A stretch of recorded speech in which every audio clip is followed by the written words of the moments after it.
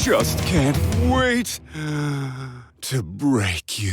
Oh, hell no, man. What the? Freaky ass people seem to exist almost everywhere I look. Anytime I see a comment section from a video online of anybody that's attractive, absolute freaks in the comments. Anytime I want to go to a college party this year, freaks in the corner making out or doing other 18+ activity without any care in the world. Like, bro, there's no fucking decorum nowadays at all. And twin, I promise you, from the bottom of my heart, ain't nobody want to see that shit. And dog, if you think people like this are genuinely disgusting, there are anime characters that emulate this behavior and they be acting way more freaked out than these motherfuckers in real life, tenfold. And to show y'all just how freaky these motherfuckers can be, we gonna start off with the anime equivalent of Mr. Sean Diddy Combs himself, Hisoka. I don't even know how to start off with this man because there's just so many things wrong with him that it makes my brain hurt. I guess I'ma just address the obvious elephant in the room with the fact that not only is this dude overly freaky and the king of zestiness, but also a goddamn PDF file. You would not want this motherfucker 100 feet within an elementary school. Matter of fact, ain't nobody want to be around this man. This dude loves cupcakes more than EDP, and if he existed in real life, this dude would be dick riding FC and Diddy for show. And off topic,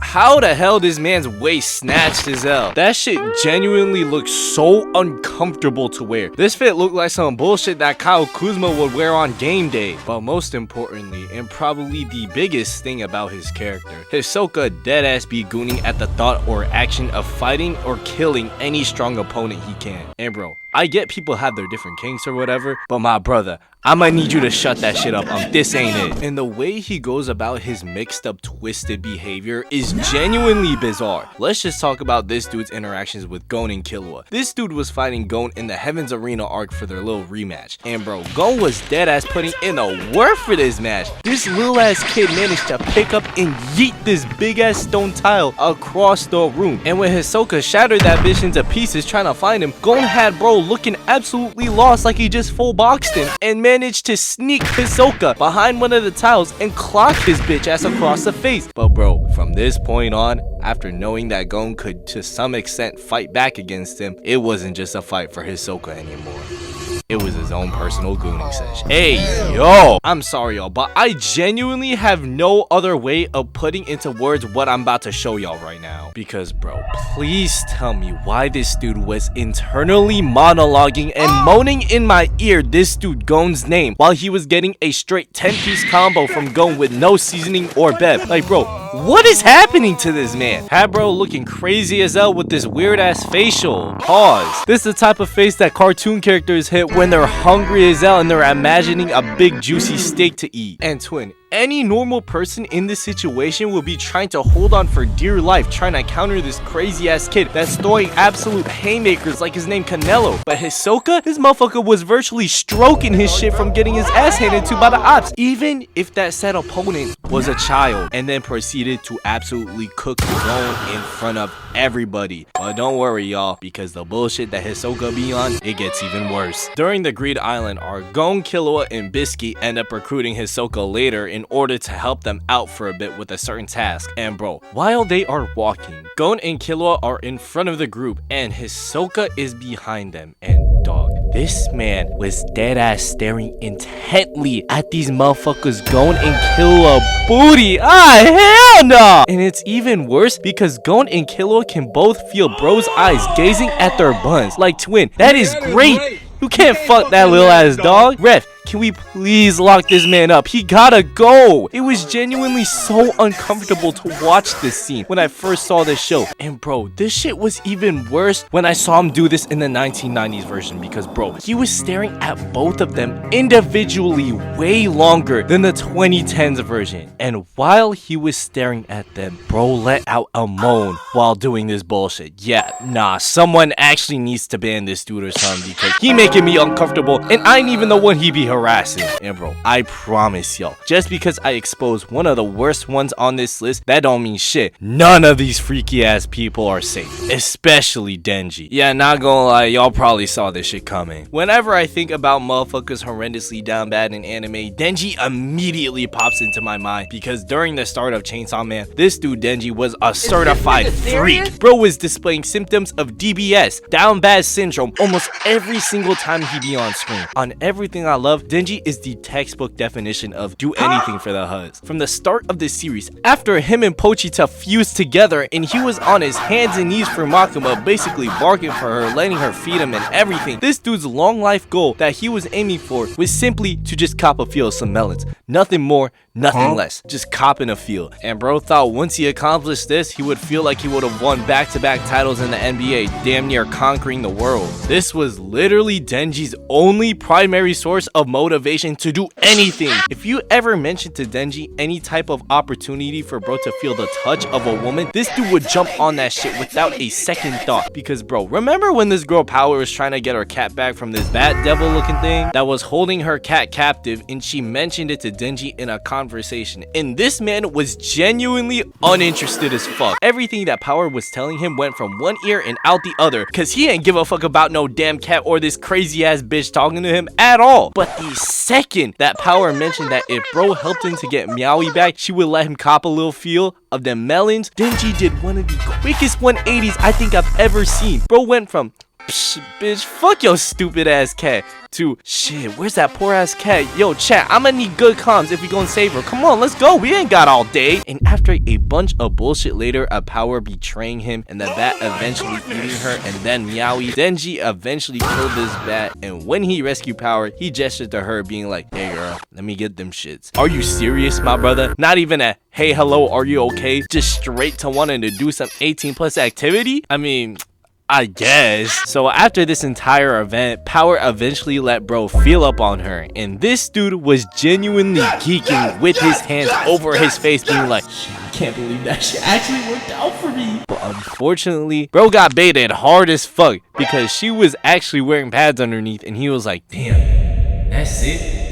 This is what I worked for my entire life and it's over just like that? Bro was genuinely questioning the fuck he was going to do for the rest of his life and what he really wanted. This one scene deadass turned his brain into mush for an entire morning. But later on that same day, he was talking to Makima about his life goals. And this manipulating, conniving ass woman put his finger in her mouth, then got all close and personal with my boy Denji and was giving him a straight ASMR YouTube video dedicated to him specifically. And then added the cherry on top by deadass putting his hands on her melon. And had my boy seeing stars, had his brain clocking out, straight tweaking from this interaction. And I would talk about the Rize movie, but by the time I'm recording this, YouTube would deadass nuke my shit, so I can't. But it will definitely get its own video in the future for sure. But I will mention the manga right here briefly. And even though I haven't read the manga at all, from what I've heard from it, this man Denji also genuinely a gooner for life. Bro be beating the absolute daylight out of his shit. But if there's any character who has the weirdest way of gooning over something,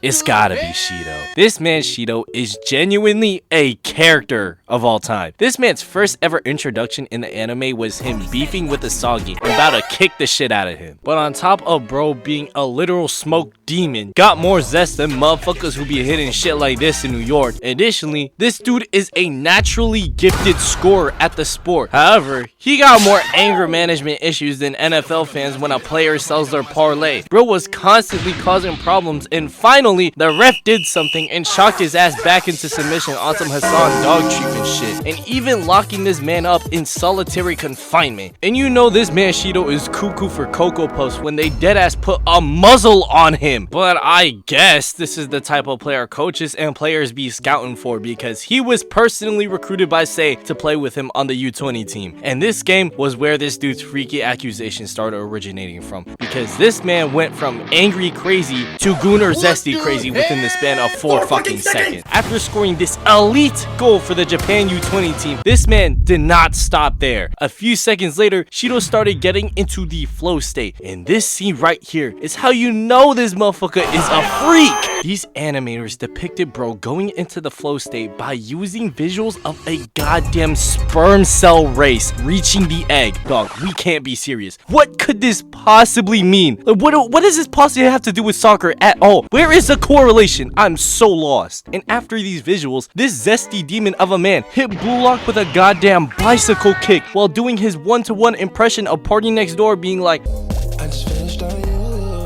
bro, do y'all hear this, man? Personally, I wouldn't take this type of disrespect at all in the slightest. After he celebrated the second goal, this man for real hit the